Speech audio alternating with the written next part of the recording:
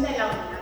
Hoy estaremos hablando de la dirección de arte en los audiovisuales cubanos y tengo el gusto de compartir con tres profesionales destacadísimos en esta rama. Es el caso de Diana Fernández, bienvenida, diseñadora de vestuario. Es el caso también de Derwin Jacome, bienvenido, quien es director de arte. Y también tengo el gusto de compartir con Nieve Laferté, directora de arte, y estamos hablando de especializaciones específicas en el caso del vestuario, de la dirección de arte, pero podríamos hablar de la dirección integral, ¿no? El diseño. El diseño de manera integral. Además, ellos son tres profesores de la Escuela de Cine de San Antonio. Bienvenidos, es un gusto compartir con ustedes y tiene usted la palabra. ¿Cuáles son los elementos imprescindibles a la hora de hablar de dirección de arte dentro de los audiovisuales y específicamente dentro del cine?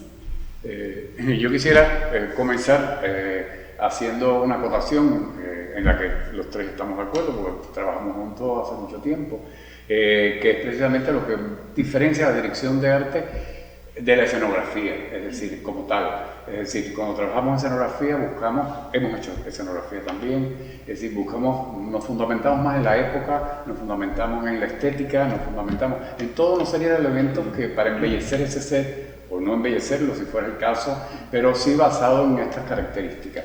En el caso de la dirección de arte tenemos que partir de un concepto, es decir, no es lo mismo una habitación donde va a haber una escena de amor que una habitación donde alguien va a morir. Entonces trabajamos muy diferente, es decir, utilizamos mucho más el aspecto dramático a la hora de trabajar la dirección de arte y eso no quiere decir que olvidemos, que dejemos a un lado los aspectos de la época, de las clases sociales, del país en que esté y tal. Pero ¿cómo hacemos eso? Precisamente, ¿cómo lo logramos? Partiendo de los referentes que tiene el espectador. Nosotros trabajamos con los referentes del espectador, es decir, que la dirección de arte, pudiéramos decir de manera más científica, vamos a decirlo así, trabajamos con la semiótica. Es decir, no es necesario, como incluso a veces ocurre en la televisión, no vamos a decir específicamente la cubana, sino en general, que para que sepamos dónde estamos es necesario poner la fachada de la casa. Es decir, aparece la fachada y luego la escena interior. No, debemos trabajar de una manera que no tengamos que estar diciendo al espectador dónde está, cuándo está, sino simplemente que hayan elementos dentro del decorado que él identifiquen dónde se encuentra, a qué personaje pertenece esa localización o ese set. Es decir, y de esta manera, pues, es el punto de partida, por eso digo yo, que marca nuestro trabajo. No es simplemente una escena, ni un decorado, ni un set especial de un personaje, sino todo el film completo. A ver, Nieve, continúa. Bueno, agradezco mucho esta intervención de Derwin porque me ahorra referirme a determinados aspectos que ya damos por sentado y voy a ir al grano. Específicamente me decidí por hacer una comparación entre dos películas en las cuales hice la dirección de arte, pero de un mismo director. En este caso se trata de Enrique Pineda Barnet y las películas son La Anunciación y Verde Verde. La Anunciación, que es la primera que hice de estas dos, es un tema muy humano, pero independientemente de lo muy humano, es lo que nos toca muy adentro a la familia cubana. Esencialmente, digamos, haciendo una pequeña sinopsis, es una familia que el padre ha muerto y la cabeza de familia es esta madre viuda que además es espiritista, que habita con dos de sus hijos y el nieto, producto de uno de ellos, y tiene otra hija que vive en los Estados Unidos, es decir, la familia dividida por la emigración.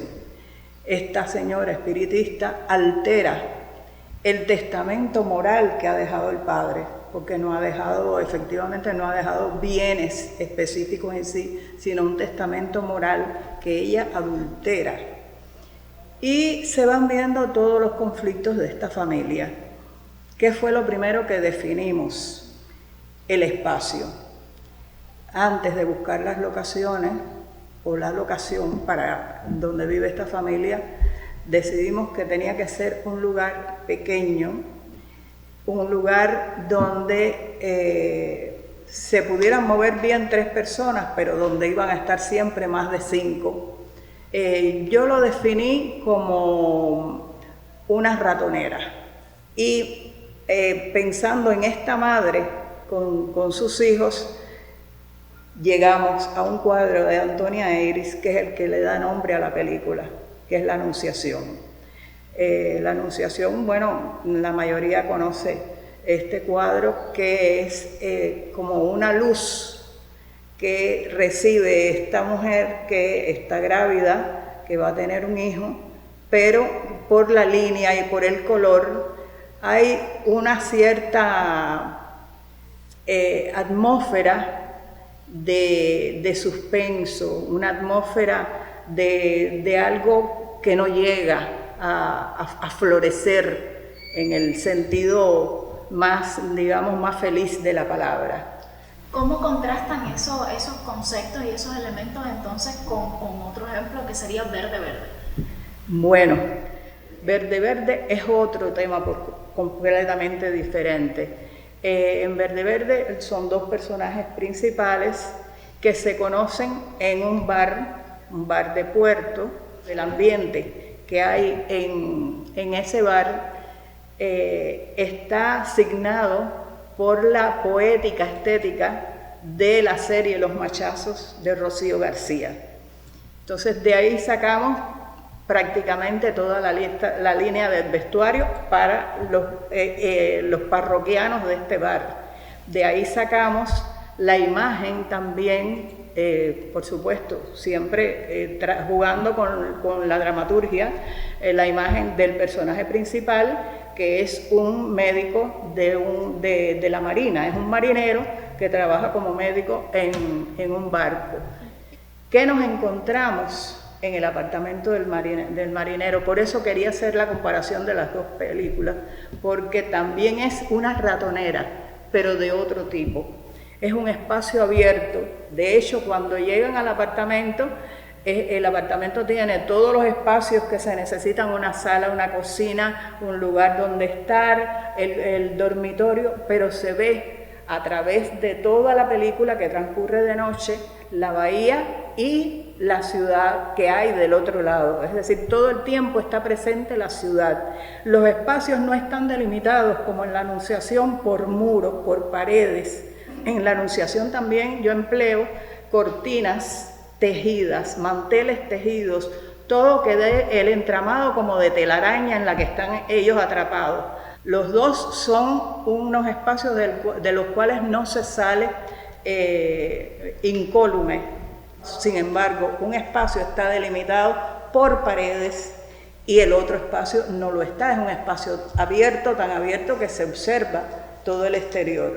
Usted introdujo un tema importante y es el vestuario.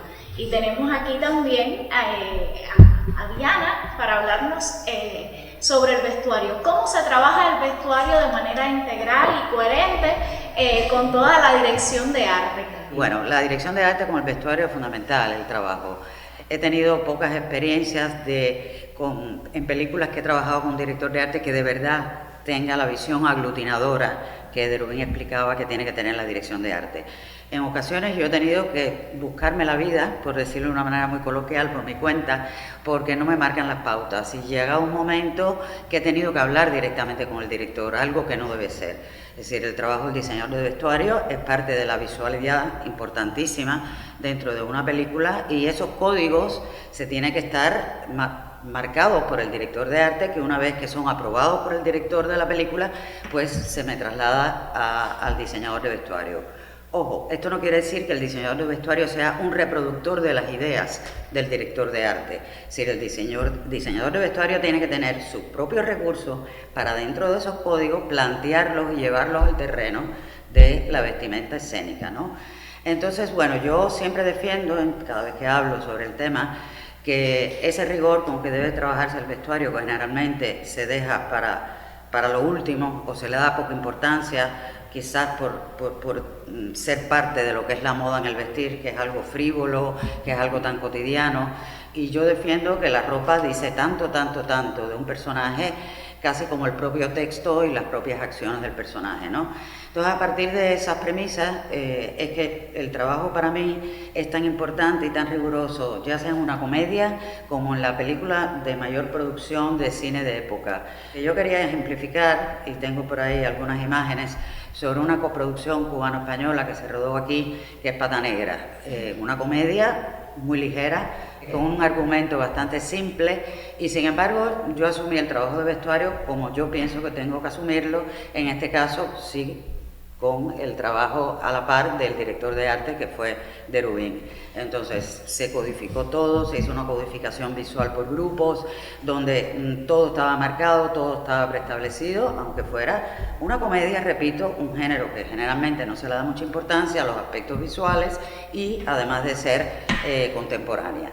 Entonces, bueno, ese es uno de los ejemplos, y por supuesto que pudiera hablar de otros, que en este caso las experiencias más satisfactorias, aunque nos peleamos mucho porque él tiene un método de trabajo, yo tengo otro, a veces nos ponemos de acuerdo, para llegar a un acuerdo tenemos muchos enfrentamientos amistosos, profesionales, y tengo que hablar de resultados excelentes de la relación vestuario-arte, como puede ser el primer trabajo que hicimos juntos, que creo que a nivel visual quedó muy bien, como fue Una novia para David, que es igual una comedia, un drama comedia, pero que todo estaba muy hablado. En este caso el equipo general, desde Orlando Rojas hasta el guionista Senel Paz, marcaron las pautas ellos de lo que querían con la película, que Derubín enseguida lo interpretó y le hizo otras propuestas que a su vez se convirtieron en propuestas para mí, y es una película que a nivel visual yo creo que quedó muy redonda.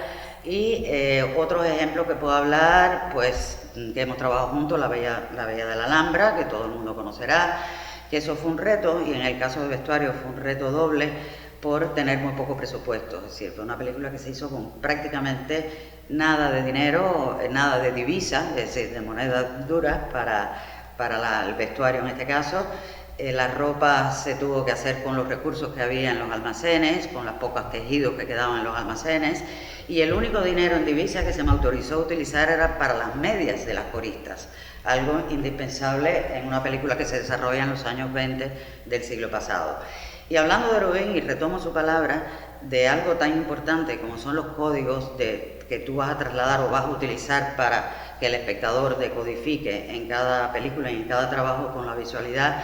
Ahí es un ejemplo que yo siempre pongo, que el vestuario, al igual que muchos otros aspectos de una película, no tienen que ser historicistas, se tiene que ser verosímil. El mundo audiovisual tiene que ser verosímil, es la palabra. Y quién nos recuerda la imagen de Beatriz Valdés, maravillosa, como estaba hermosa en el musical de Yo tengo un lugar, o Yo tenía un lunar, ¿no? ¿Quién nos recuerda a Betty? Pues ese vestuario es totalmente fuera de la época, pero yo estaba clara que para que el espectador contemporáneo, no el espectador que iba a ver a la Alhambra en 1920, tenía que resultar una mujer atractiva. Y para ser atractiva, los códigos de una mujer atractiva, potenciar su sensualidad a través de poner la cintura pequeña, destacar caderas, destacar pecho, algo que era totalmente opuesto a la línea de la moda de los años 20, que era totalmente recta. Y yo, de acuerdo con el director de arte y con Enrique Pineda Barnet, yo dije, aquí hay que ponerla con un look de los años 50. De hecho, yo utilizo un corset que es de los años 50. En esa época, en los años 20, ese corset lo quemarían las mujeres, porque de hecho donaron los corsés para ser más acorazados para la Primera Guerra Mundial. Esa fue la liberación de la mujer en los años 20 del corsé. Entonces, no queda duda que es luz atractiva. ¿Algún crítico me dijo que estaba fuera de época? No, porque eso lo tienes que conciliar con otros aspectos de la ropa que sean verosímiles y así llegar a eso que tú quieres, saltarte la realidad de una época o saltarte la época para lograr un objetivo, en este caso dramático, aunque era un objetivo de acercamiento más sensual que dramático, ¿no? Bueno, y hablaba Derubín también de lo importante de definir que cada película te exige distintas cosas. Como bien en Pata Negra, en las imágenes se verá, está la codificación visual a partir de grupos. Sin embargo, otra película que también trabajamos juntos, Roble de Olor, dirigida por Rigoberto López, es una producción que había presupuesto, pero no obstante se decidió por la dirección de arte un camino con la lectura a profundidad, el análisis del guión, que es algo que hace el director de arte, que no hace el escenógrafo, de que en vez de por grupos se iba a codificar, en este caso el vestuario, por tiempos de la narración dramática de la película. Se define un concepto, que el concepto es una utopía que se destruye o se desaparece por la presión de los dogmas. Por lo tanto, decidimos que la película a nivel visual iba a ir desde la luminosidad, que puede darte la idea de una utopía, pasando por etapas de pasar a ser más sombría, más oscura, hasta terminar prácticamente en colores sin prácticamente matices, ¿no? Entonces, en este caso no se codificó el vestuario por grupos, aunque había también sus diferencias, sino por esa intención de marcar cómo se desarrolla el cambio a partir de ese concepto. Y me recuerdo ahora de que como una escena muy cercana al comienzo estaba planteada una escena de comida, es decir, nocturna, una comida dentro de la casa. Y fue un trabajo en este caso con el director y con la fotografía excelente de Livio Delgado, es decir, de llevar esa comida al exterior y que fuera un almuerzo al aire libre. Porque yo planteaba que si queríamos ir de la luz a la sombra, tan pronto no podíamos tener una noche, sino debíamos comenzar secuencias día a día. Con eso estoy planteando que yo soy de los que entiendo y creo y defiendo, y así trabajo, que el director de arte, después que hace su estudio sobre el guión o el libreto o el material que tenga para la preparación, debe tener el derecho también a hacer propuestas a la dirección e incluso al guionista de cambios de este tipo que sí resulten favorables a esa imagen general visual, a ese concepto general visual que va a llevar al espectador hasta el final, es decir, cada vez encerrándose más en ese mundo oscuro, habiendo comenzado en luz. A veces se olvida la importancia que tiene para el espectador que este mundo que nosotros hemos creado es el que lo va transformando. ¿Cuántas veces, a veces se llora en una película? Te ha estado trabajando en tu psiquis, la música, la luz, o sea, no solamente los textos, que digan que alguien murió o tal, no. Simplemente todo está en función de dar esa imagen, en ofrecer a ese espectador los referentes suficientes para que ese espectador llegue a reír o llegue a sufrir o llegue a llorar. Y cuando me propusieron hacer esto, yo pensé en una película que quizás esté más alejada a lo que piensa la gente, que es la dirección de arte. Es decir, de hecho me dijeron, hombre de éxito, que sí se le ve las costuras de que es una dirección de arte, es decir, porque es de época, recorre 3 décadas, en fin, en mundos de las altas clases y tal, se ve mucho, ¿no? Pero dije, ¿por qué no hablar, por ejemplo, de Juan de los Muertos? Que es más reciente, nadie puede pensar que tenga una dirección de arte ni se ha trabajado la dirección de arte para esa película. Y cuando yo le hablé al director de hacer un trabajo de dirección de arte, se quedó como sorprendido y me dijo, bueno, sí, házmela, pero vamos a ver. Y yo le planteo desde un inicio, que se lo hice por escrito para que lo pudiera leer con calma, es decir, que la película debía comenzar precisamente como a todo color, viendo la fachada del malecón de La Habana, a todo color, como un telón, le decía, de un espectáculo operático decimonónico, es decir, bien exageradamente a color, para que la película pudiera terminar después en esta ciudad apocalíptica que se va destruyendo. Si te recuerdas, se derrumba hasta el Capitolio, los edificios grandes, es decir, una ciudad humeante, húmeda, de muy mal aspecto, producto de esta avalancha de zombies, ¿no? Y entonces que esto sí tiene un trabajo hecho como dirección de arte. De hecho, yo le hice al director propuesta, que solo haré un comentario de uno, de todos los personajes que iban apareciendo, los sets que iban apareciendo, donde vivían estos personajes que o iban muriendo o formaban parte de la estructura dramática de la película. Y yo me recuerdo el primero que aparecía, por guión aparecía como un señor que de pronto la esposa creía que había recuperado, que era un milagro porque estaba, ya no tenía ni movimiento, ni hablaba ni nada, y de pronto lo ve caminando, pero lo ve caminando porque era zombie, pero ella piensa que es un milagro, y empieza, Dios, gracias por el milagro, y el Señor lo que es un zombie, y de hecho la quiere comer a ella, la quiere matar, pero no tenía ninguna historia. O sea, yo no sabía por qué ese hombre estaba así, ni por qué ni cómo iba a ser ese set. Es decir, yo tenía que hacer, en la película hay como 5 o 6 sets de interiores de casa, sobre todo de lo que es la sala, el comedor, o sea, nunca los dormitorios. Y yo decía, bueno, ¿cómo hago para que sean bien diferentes uno al otro? ¿En qué me baso? Y en este caso el guión solo me daba estas características. Señor que lleva de 10, 15 años sobre una silla de ruedas, porque le dio una embolia y se quedó así, y la mujer ahora piensa que, y lo interesante para el guión es cómo lo matan, si le clavan como los vampiros en el corazón una vez, o si le ponen y tal. Y yo fui haciendo la historia, en este caso al director, de cada uno de estos sets que no aparecen en la película, pero que para mí eran importantes para poder crear espacios lo suficientemente individualizados como para yo poder recrear quién vivía ahí. Y en el caso de este señor, que es el único que voy a comentar, que fue el primero, yo que me planteé por la época en que me decía el guión que tenía en ese caso, que este señor había sido en su momento un profesor importantísimo, con miles de premios como profesor por la pedagogía y tal, de la enseñanza del marxismo, y que con la caída del muro de Berlín ya le dio a él esa edad que no entendió nada y quedó así desde entonces. Y entonces esa casa que me permitía a mí hacerla, bueno, pues llenarla en vez de cuadros con familiares o tal, ponerle todos los diplomas de él, de maestro nacional, maestro del mes, o sea, toda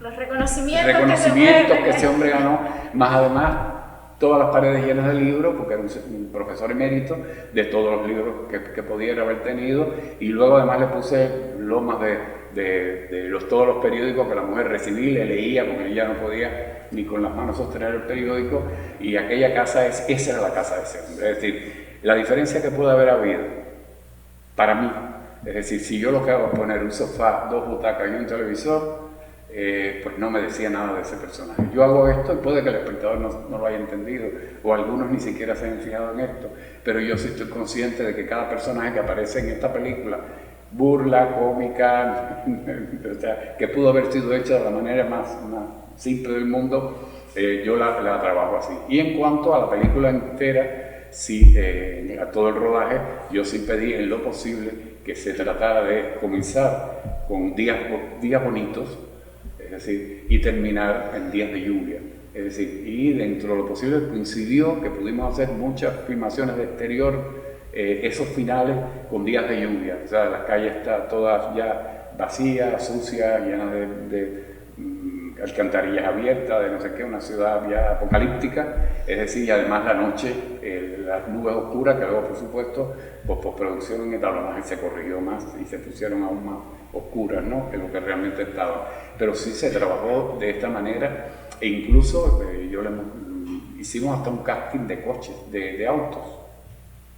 Y los carros que salen en la película responden a un casting por periodo. Los del principio tenían que ser más nuevos, de colores más brillantes, tal. Cuando empieza a suceder esto, empiezan los coches a hacer coches no tan brillantes, no tan colores así, para terminar en coches todos rotos y chapisteados con puertas de un color, es decir, se citaba como los actores por casting. ¿Qué escena hay? Tal, pues en esta van los coches 17, 19, 21, se hizo todo un casting, un trabajo que donde fue un poco más complicado fue los coches que aparecían en las 3 partes, digamos, en las 3 divisiones estas que yo hice, porque tuvimos que buscar coches que los tuviéramos nuevos y los tuviéramos rotos y los tuviéramos, entonces lógicamente nos fuimos a Lada, que era los Lada era lo que más había, los azules teníamos mucho y ahí seleccionamos las bases y aparecen con la misma chapa, como si fuera el mismo coche nuevo, destruido y ya para chatarra. Es decir, que te hago esa anécdota porque tú puedes pensar a lo mejor en esa película, pues no, pues sí, también se hizo así y también se trabajó un trabajo, e incluso en las películas contemporáneas es el trabajo más difícil porque no se puede notar que has hecho eso. O sea, cuando uno hace una película de 1920, sabes que no hay nadie vivo que te vaya a decir esto no era así. Esto no era así. Se trabaja la dirección de arte en las películas de época, en las películas ya más actuales, pero me gustaría darle una mirada también al resto de los audiovisuales, las producciones audiovisuales. Vamos a hacerle un guiño a la televisión, Vamos a mirar entonces, aunque ustedes se han dedicado profesionalmente más al cine, son 3 voces autorizadas que pueden hablar del audiovisual, de la dirección de arte en el resto de los audiovisuales aquí en Cuba. ¿Qué tenemos que decir sobre eso? Sí, bueno, lo iba a decir que Diana yo creo que es la que más trabajo tiene. Yo he trabajado, pero quiero aclarar que yo trabajé en Cabinda, en Algo Más Que Soñar, y los 2 trabajamos en La Botija. Pero tengo que aclarar que en los 3 casos se rodó, aunque eran series para televisión, se rodó con un enfoque totalmente cinematográfico. Y cuando digo esto, me refiero a que no se utilizaron sets de televisión, todo se hizo en localizaciones buscadas en exteriores o interiores, o algunas, como La Botija, con un trabajo increíble de una especie de set que se construyó, si de Rubén quiere hablar después, en una ruina de la escuela de ballet de la ENA en aquel momento. Pero la óptica de los 3 directores era, en este caso, que tuviera la calidad de cine. Los profesionales, casi todos veníamos de cine, los involucrados en esas 3 producciones. Y yo, si quiero comentar algo, y después le doy la palabra a mis compañeros, es que yo he visto en Cuba que es muy dispar en la dirección de arte el resto de los audiovisuales. Yo he visto desde videoclips musicales, de vídeos musicales con una estética fabulosa, a cosas manidas, antiguas, feas, de mal gusto, pero casi que a la par. Entonces, con relación a la televisión, ya hecha como televisión, en series, en dramatizados, en general, últimamente se trata muy mal la visualidad. Y vuelvo y repito, porque sean temas contemporáneos, no tienen que estar tan planos, tratados visualmente, retratados tan mal, sin un concepto detrás de la ropa, de los ambientes. No hay nada de atmósfera en ningún lugar, no se diferencia un set de otro, todo es igual. Bueno, en fin, le doy la palabra a ustedes. Yo quería mencionar nada más que eso. Yo quisiera apuntar, a partir de lo que dice Diana, verdaderamente hay algunos elementos que uno ha visto, algunos programas en los últimos tiempos, pero realmente pienso que es la visión del director que prima, el director que prioriza sobre todo la visualidad del elemento que va a poner a juicio del público. Y quiero salirme específicamente de lo que nos habíamos propuesto para esta mesa, para este diálogo, y es hacer un llamado a, en este caso, los decisores, de sí poner la mira en la calidad de los programas desde el punto de vista estético, plástico, que para todo hace falta la dirección de arte. No solo es para un dramatizado, para un programa musical. Los programas de cabina también necesitan un director de arte que vele por la unidad, por la visualidad del espacio, por la diferenciación, la cualidad de un espacio con respecto a otro. No es lo mismo un espacio musical como Bravo, como de la Gran Escena, que un programa deportivo, un programa de participación o un programa donde hay 1 o 2 invitados, un programa de opinión. Bueno, muchísimas gracias a ustedes por compartir con nosotros, a los televidentes, por compartir también este espacio de Moviendo los Caracoles de la UNIAD en su evento teórico de este año. Recuerde que también puede seguirnos en el canal de YouTube de la asociación Moviendo los Caracoles de la UNIAD, donde además de los propios debates que se generan en la sala villena de la UNIAD, también incorporamos los criterios, las opiniones de otros profesionales del resto del país. Gracias por acompañarnos, gracias a ustedes y hasta un próximo encuentro. Gracias.